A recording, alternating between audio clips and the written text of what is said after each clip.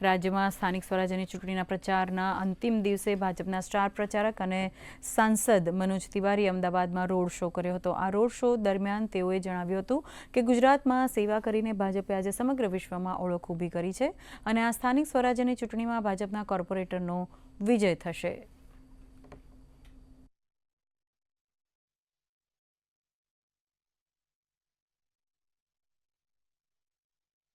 अमराई बाड़ी के प्रत्येक अपने भाई बहन से प्रार्थना करूंगा, आप काउंसिलर भी भाजपा का ही बना के रखें। गुजरात से जो बीजेपी ने सेवा करके जो आज तक पहचान बनाई है, उसमें